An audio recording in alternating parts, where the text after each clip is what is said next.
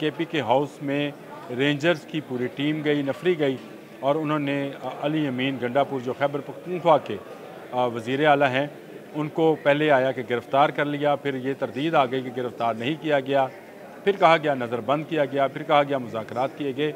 लेकिन इस सारी गेम के पीछे वो सारा माइंडसेट है जो अडियाला जेल से चलाया जा रहा है, जिसमें ये कहा जा रहा था कि शायद लोग इतनी बड़ी तादाद में निकलेंगे कि इस्लामाबाद में किसी शंघाई तावन तंजीम क्या किसी लोकल तंजीम का भी इजलास ना हो पाएगा। अली अमीन गंडापुर को सेफ पैसेज दिया गया। जी हाँ, अली अमीन गंडापुर जो कि अटक के उस तरफ तक जो है, उनके बयानात बड़े खौफनाक किस्म के थे, इशारे भी कर रहे थे वो उस वक्त। तो अली अमीन गंडापुर ने ये ख्वाब पहले भी चकनाचूर किया था, आज भी अली अमीन गंडापुर ने ही ये ख्वाब चकनाचूर किया। अब आप जब फंसे हैं तो आपने एक मरतबा फिर जब शंघाई तावन तंजीम में जयशंकर ने पाकिस्तान में आना है तो आप उसको डी चौक में आने का दावत दे रहे हैं और आप कह रहे हैं कि जी हम शंघाई तावन तंजीम के ख़िलाफ़ कोई प्रोटेस्ट नहीं कर रहे हैं। तो इसी से इनका दोगलापन, इनके यू टर्न्स, इनके मुनाफ़कत का अंदाज़ा किया जा सकता है। नेतन्याहू का जो सोल डिस्ट्रीब्यूटर है इस खत्ते में वो भारत है। इसराइल का सोल डिस्ट्रीब्यूटर तो भारत है। इसमें सारे उसके जो अज़ाइम हैं इसराइल के मुसलमानों के ख़िलाफ़, उसकी अगर कोई पासदारी करता है, उसकी अगर नुमाइंदगी करता है तो वो भारत है। तो भारत का वज़ीर ख़ारजा आ रहा है तो समझे आप ये इसराइली का नुमाइंदा जो था उसको दावत दी जा रही तो पहुंची वहीं पे हाथ जहां का खमीर था। तो जयशंकर को बुलाया जा रहा है। गंडापुर गिरफ्तार, गंडापुर रहा, गंडापुर के साथ ये होगा, गंडापुर के साथ वो होगा, सारे फसाद की जड़ गंडापुर है। लेकिन गंडापुर ना गिरफ्तार हुआ, गंडापुर आराम से चला, चलते चलते ब्लू एरिया तक आया, ब्लू एरिया से डी चौक से होता हुआ केपी के हाउस तक गया। कौन मुखबर था, किसने गिरफ़्तार कराया, किसने केपी के हाउस तक पहुँचाया, ये है आज का मेरे बोलते कालम का मौजू। मैं आपका मेज़बान आमिर रज़ा ख़ान। तो आज बात करते हैं पाकिस्तान तहरीक-ए-इंसाफ़ के एहतजाज की, जिसमें आज सबसे बड़ी ख़बर तो यही है कि केपी के हाउस में रेंजर्स की पूरी टीम गई, नफरी गई और उन्होंने अली अमीन गंडापुर जो खैबर पख्तूनख्वा के वज़ीर आला हैं उनको पहले आया कि गिरफ़्तार कर लिया, फिर ये तरदीद आ गई कि गिरफ़्तार नहीं किया गया, फिर कहा गया नज़रबंद किया गया, फिर कहा गया मुज़ाकरात किए गए। लेकिन इस सारी गेम के पीछे वो सारा माइंडसेट है जो अडियाला जेल से चलाया जा रहा है, जिसमें ये कहा जा रहा था कि शायद लोग इतनी बड़ी तादाद में निकलेंगे कि इस्लामाबाद में किसी शंघाई तावन तंजीम क्या किसी लोकल तंजीम का भी इजलास ना हो पाएगा। लेकिन हुकूमत की हिकमत अमली अपनी जगह पे है। 245 के तहत जो है फ़ौज को तलब कर लिया गया और फ़ौज लगाने के बाद अवाम में कम अज़ कम ये तासर था कि अब उस तरह से बेसुकूनी नहीं होगी। अली अमीन गंडापुर को सेफ पैसेज दिया गया। जी हाँ, अली अमीन गंडापुर जो कि अटक के उस तरफ तक जो है, उनके बयानात बड़े खौफनाक किस्म के थे, इशारे भी कर रहे थे वो उस वक्त। इस तरह का इशारा पता नहीं वो किस लिए कर रहे थे, वो भी कर रहे थे। फिर वो डायरेक्शन भी दे रहे थे, कह रहे थे कि गाड़ियों को आगे लेकर चलो, वो जो बड़ी गाड़ियाँ हैं जो कि हुकूमती वसाइल हैं उनको लेकर आगे चलो। और उसके बाद वो जब पंजाब में दाखिल होते हैं तो अली अमीन गंडापुर तो है बिल्कुल ही वो जिसको कहते हैं ना सांप जो था फन फैलाए हुए, उसका फन जो नीचे आया तो वो फिर इस तरह का कोई इशारा बन गया और वो जहर निकला सांप बन गया, यानी रस्सी रह गया।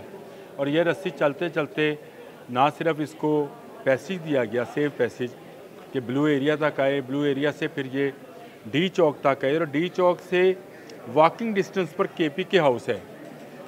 ये काफ़िला जो अली अमीन गंडापुर के साथ उनको सेफ पैसेज दिया गया था, उसमें जो चंद लोग थे उनको डी चौक के सामने से गुजारते हुए आराम से केपी के हाउस पहुँचाया गया।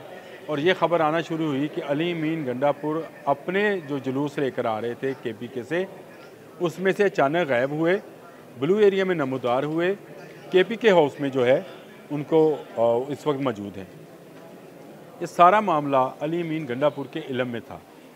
मैंने आपसे पहले भी बारहा ये बात की है कि ताज़ा खबर आई है अली अमीन गंडापुर अपना भाई है, ये अपना भाई है, इसको बचाना है।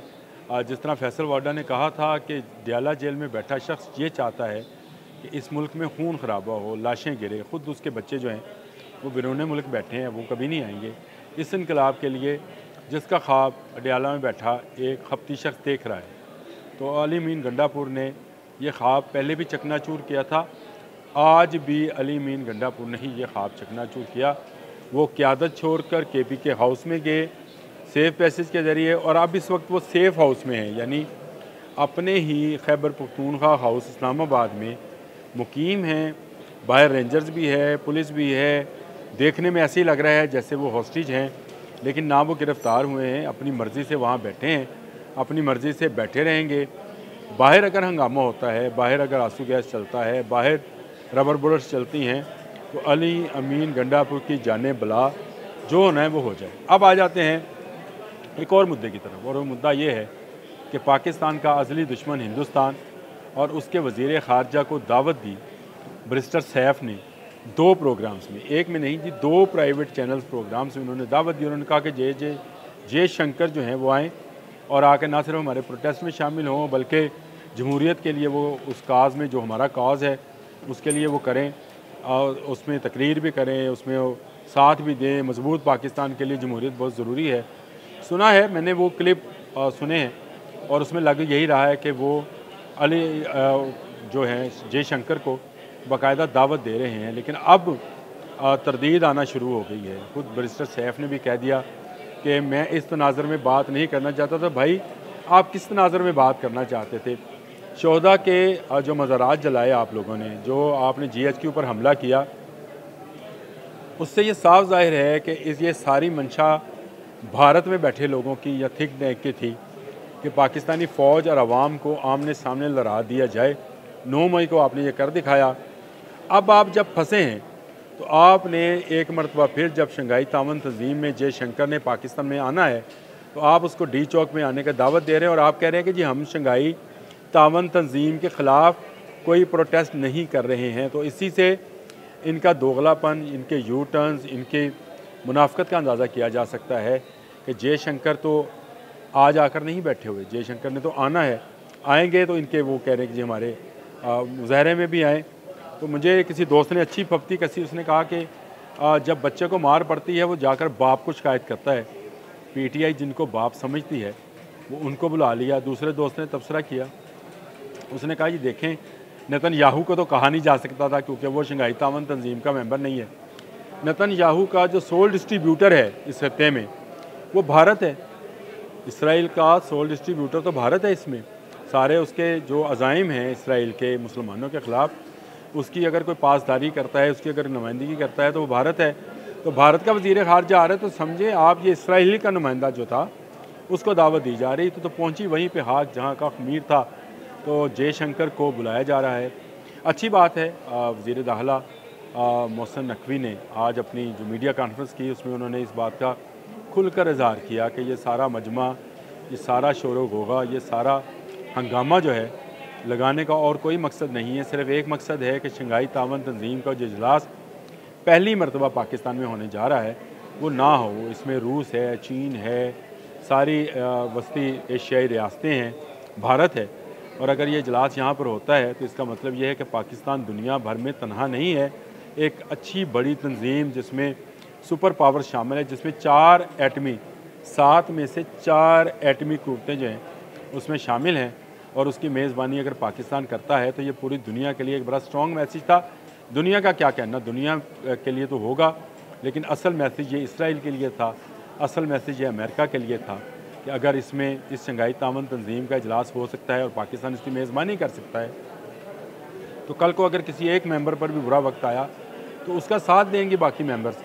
इस मैसेज को जो कि इसका डिफ्यूज़ करने के लिए ये सारा मजमा, ये सारा हंगामा, ये सारी चीज़ें जो हैं वो लगाई गई, और अब ये कहा जा रहा है कि हमने इस तनाज़र में बात नहीं की, तो ये भी एक मुनाफिकाना अमल है। इस वक्त इस्लामाबाद में हालात मामूल पर आना शुरू हो गए हैं। गो जो KPK से लोग आए थे कुछ वापस चले गए, आर्मी आ चुकी जो कि अब शंघाई तावन तंजीम के इजलास तक रहेगी। 245 के तहत इस आर्मी को लगाया गया है।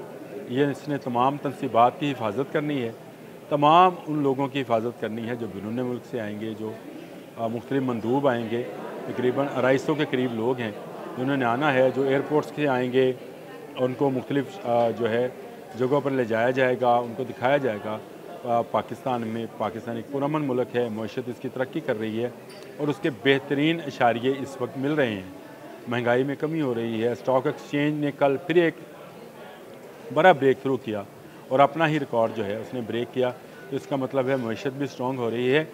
ऐसे हालात में पाकिस्तान तहरीक इंसाफ बजाय इसके कि सारी सियासी कुव्वतों के साथ मिलकर सबको वेलकम करती, उसने वेलकम करने के लिए खैबर पख्तूनख्वा से मुसल्लह अफराद जिनकी वीडियोज़ मौजूद हैं और असले से लेस अफराद जो हैं उनको लाकर इस्लामाबाद में क्या साबित करना चाहती है? क्या ये एक सियासी तंजीम है या दहशतगर्द तंजीम है जो इस मुल्क के मफादात को ख़त्म करना चाहती है? आज के लिए इतना ही।